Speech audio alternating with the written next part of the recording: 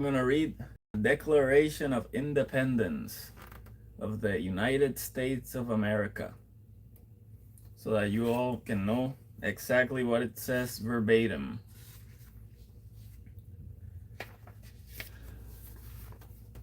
In Congress, July 4th, 1776, the unanimous declaration of the 13 United States of America, when in the course of human events it becomes necessary for one people to dissolve the political bands which have connected them with another, and to assume among the powers of the earth the separate and equal station to which the laws of nature and of nature's God entitle them. A decent respect to the opinions of mankind requires that they should declare the causes which impel them to the separation. We hold these truths to be self-evident, that all men are created equal, that they are endowed by their Creator with certain unalienable rights, that among these are life, liberty, and the pursuit of happiness, that to secure these rights, governments are instituted among men, deriving their just powers from the consent of the governed, that whenever any form of government becomes destructive of these ends, it is the right of the people to alter or to abolish it, and to institute new government, laying its foundation on such principles and organizing its powers in such form as to them shall seem most likely to effect their safety and happiness.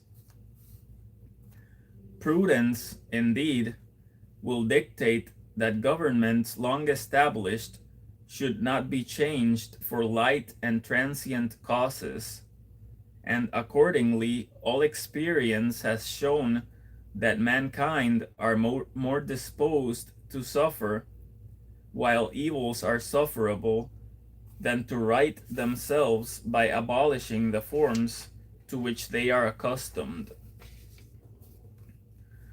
But when a long train of abuses and usurpations, pursuing invariably the same object, evinces a design to reduce them under absolute despotism, it is their right, it is their duty to throw off such government and to provide new guards for their future security.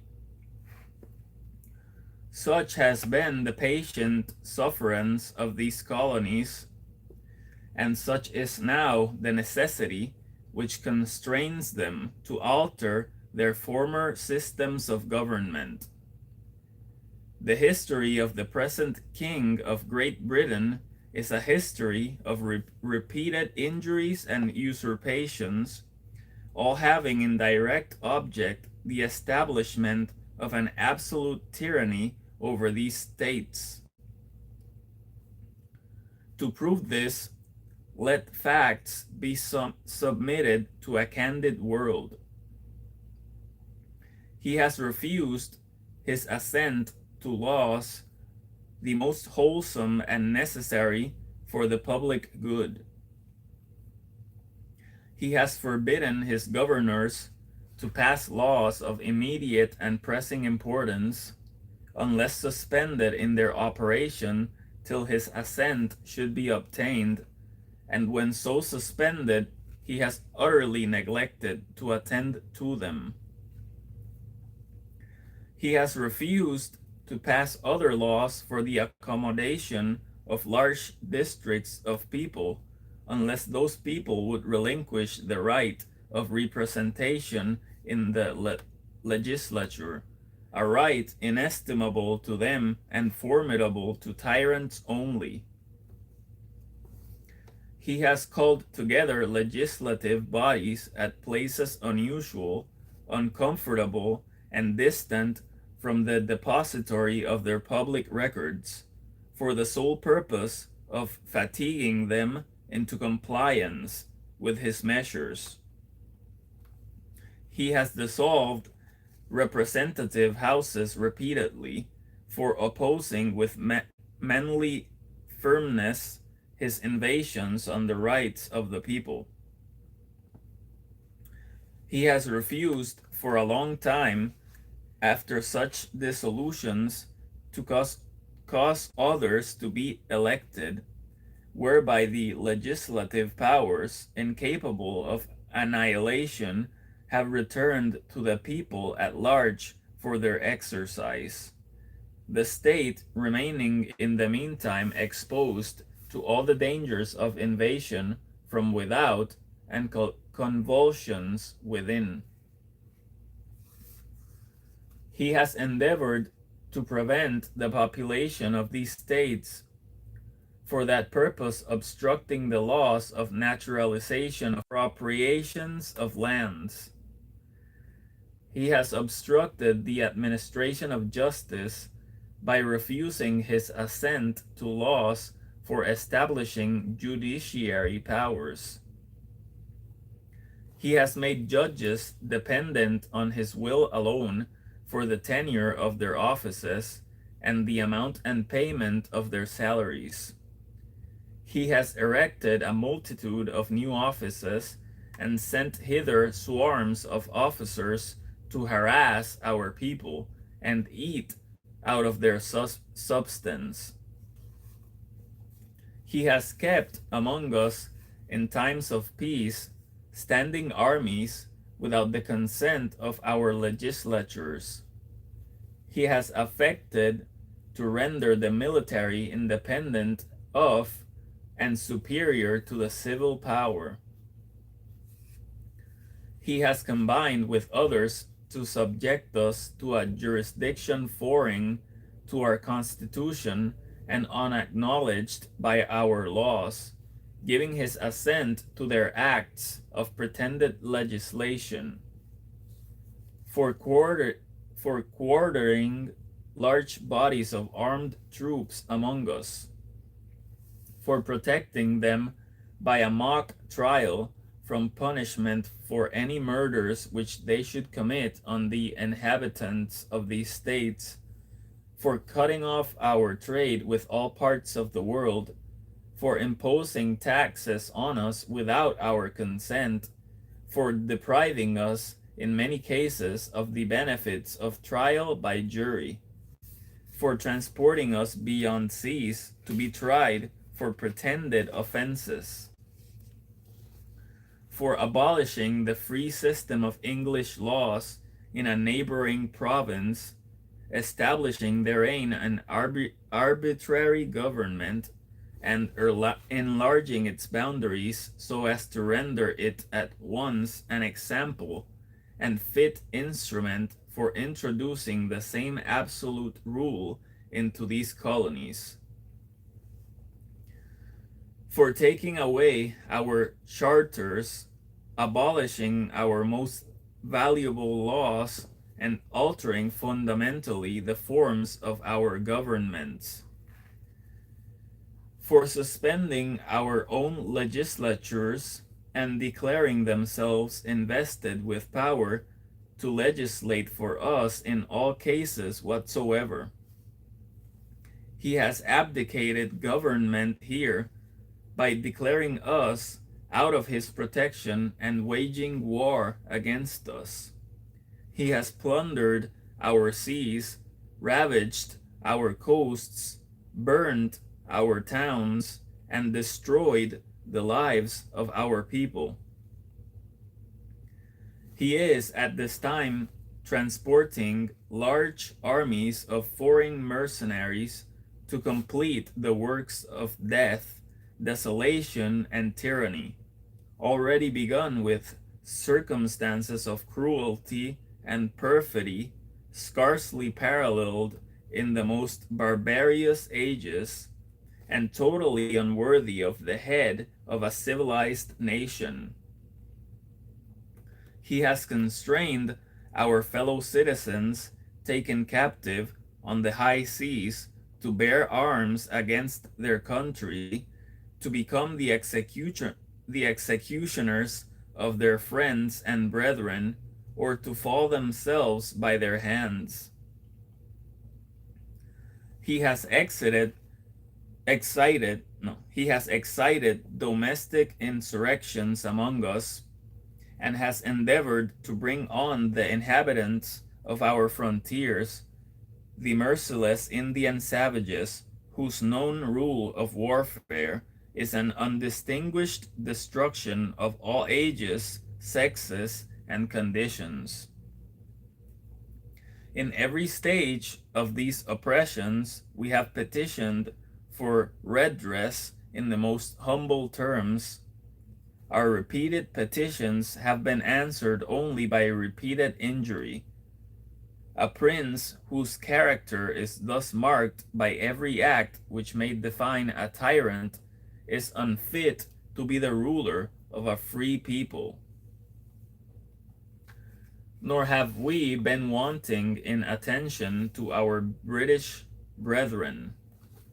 We have warned them from time to time of attempts by their legislature to extend an unwarrantable jurisdiction over us. We have reminded them of the circumstances of our emigration and settlement here. We have appealed to their native justice and magnanimity, and we have conjured them by the ties of our common kindred to disavow these usurpations, which would inevitably interrupt our connections and correspondence.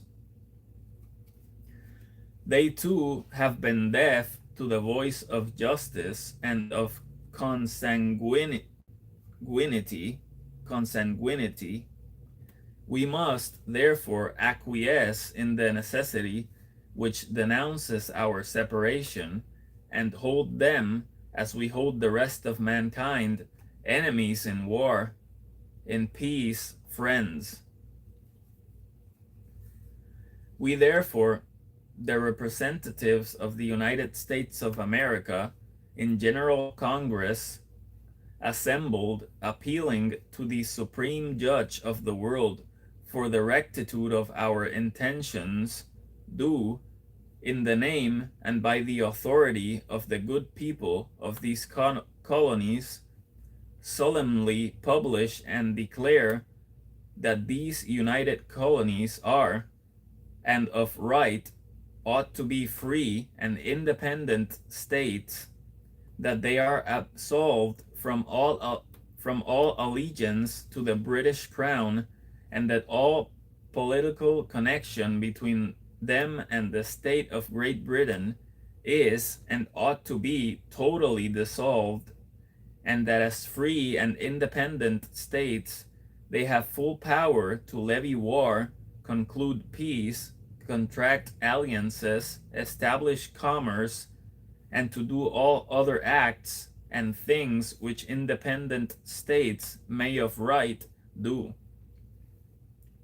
And for the support of this declaration, with a firm reliance on the protection of divine providence, we mutually pledge to each other our lives, our fortunes, and our sacred honor. And that's it. That's the Constitution. And now I'm going to read the names of the people who signed it, aka the signatories.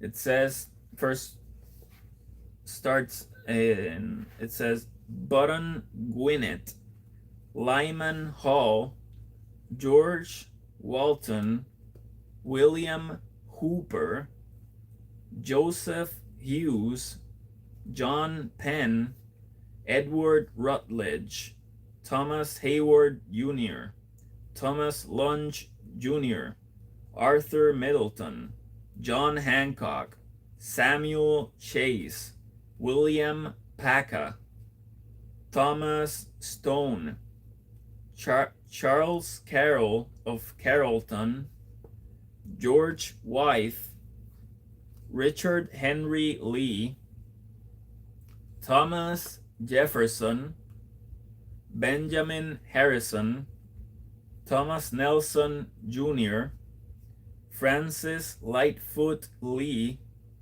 Carter Braxton, Robert Morris, Benjamin Rush, Benjamin Franklin, John Morton, George Clymer, James Smith, George Taylor, James Wilson, George Ross, Cesar Rodney, George Reed, Thomas McKean, William Floyd, Philip Livingston, Francis Lewis, Lewis Morris, Richard Stockton, John Witherspoon, Francis Hopkinson, John Hart, Abraham Clark, Josiah Bartlett, William Whipple, Samuel Adams, John Adams, Robert Treat Payne, Elbridge Gerry, Stephen Hopkins, William Ellery,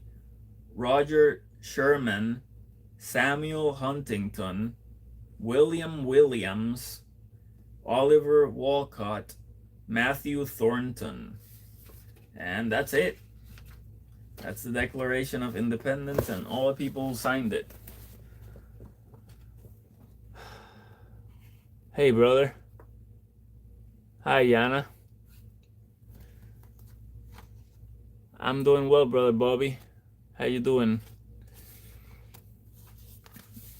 I just figured I just wanted to read the Constitution today so that everybody has it available to hear whenever they want to hear it. I'll probably be reading the Bill of Rights and the Constitution some other time. I don't know when, but I definitely will do it. I just don't know when I will do it. Well, I hope you had a good nap, bro.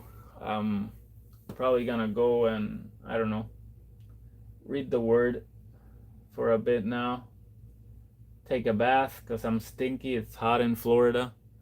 And I don't know what I'll do after, but probably get some rest. When in pain, rest. But anyway, thank you all for listening. God bless you. And bye-bye. How do I end this?